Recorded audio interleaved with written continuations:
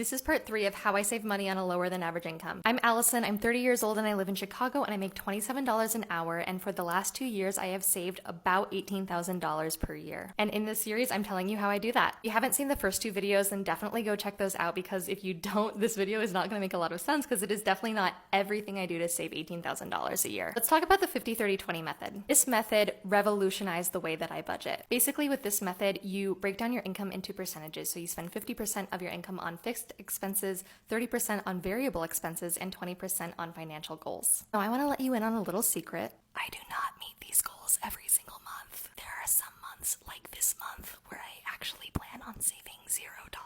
And that's okay. I use these percentages as guidelines, and I recognize that there are going to be months where I don't hit these goals and months where I go super over these goals. There have been months where I've saved 50% of my income, or nearly 50%. I don't think I've actually hit that mark yet. Anyway, I made a whole video on this last week, so if you want to go more in depth into the 50-30-20 budgeting method, definitely go check out that video. Another thing I do to save money on a lower than average income is I spend on what I love. In one of the previous videos, I talked about differentiating between wants and needs. And I think that is so important, but if I didn't spend money on anything I wanted, I would be friggin' miserable. Some examples of things I spend money on are coffees, like $5 lattes. Yes, I know. My 2 cats, definitely don't need those.